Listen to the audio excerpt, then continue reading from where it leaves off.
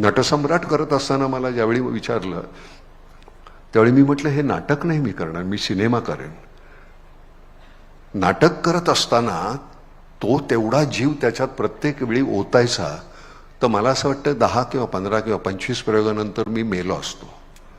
एकदाच सिनेमामध्ये करताना राहिलं डॉक्टर लागू किंवा दत्ता भट किंवा आमचे चंद्रकांत गोखले, यशवंत दत्त, सगळ्यांनीच नटसम्राट ज्यांनी ज्यांनी नाटक केले ते सगळे हार्ट अटॅकने गेले. कारण तुम्हाला त्याच्यामध्ये तितकं ओतल्याशिवाय आनंद तो देताच येणार नाही. आणि आमच्यासमोर मी नटसम्राट सिनेमा करत असताना रेफरन्स होता डॉक्टर लागू, दत्ता भट. त्यामुळे आम्ही केलेलं आहे ते एवढंच आहे. तुम्ही त्यांचं ओरिजिनल तुमच्या दुर्दैवानं पाहायला नाही, काही मंडळींना बघायला मिळालं असेल. काय काम करायचं बाप रे, म्हणजे तिथनंच हलता यायचं नाही. पुरुष करत असताना गडकरी मध्यंतरामध्ये पडदा बंद झाल्यानंतर एकही खुर्चीचा आवाज यायचा नाही. त्याचा इम्पॅक्ट इतका असायचा. विजयाबाईने इतकं अप्रतिम नाटक ते बसवलं होतं की लोकांना ते सुन्न करायचंय. आम्ही इथे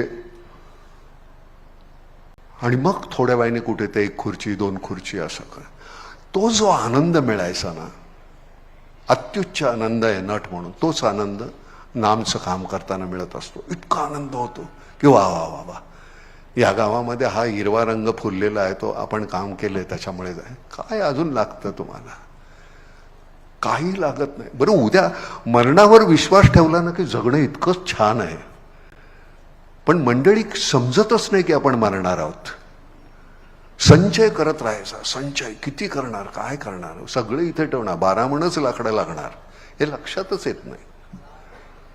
अजून हवंय, अजून हवंय, अजून हवंय. आणि मग सरते शेवटी तो श्वास घेत असताना, मगाशी तू म्हणलास ना त्या प्रदूषणाच्या संदर्भात, मध्यंतरी त्या म्हणजे आपल्या ह्याच्या वेळी, करोनाच्या वेळी बिल देत असताना तुमच्या ह्याच्यावर होते, कशावर ते ठेवायचे, व्हेंटिलेटर.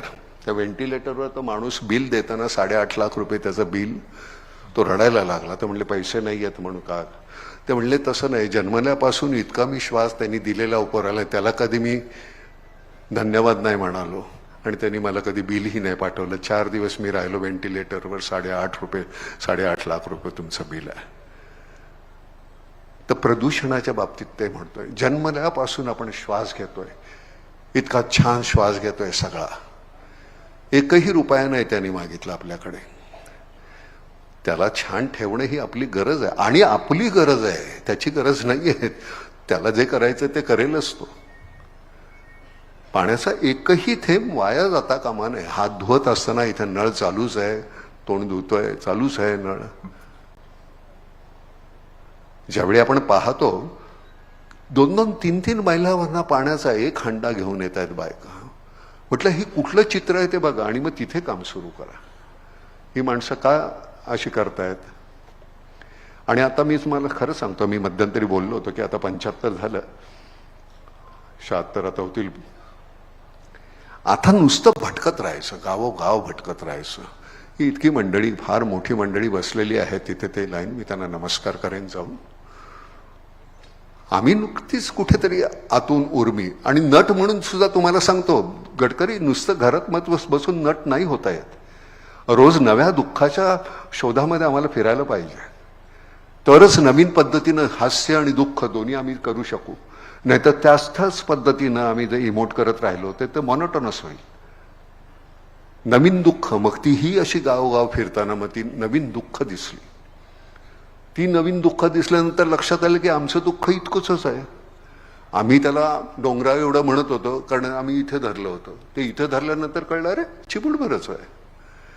की आपली शहरामधली वृत्तीच अशी आहे, आपलं असं गोंजारत बसायचं सगळं दुःख, इथं धरायचं. अरे बापरे केवढं मोठं, काही मोठं नाही आहे.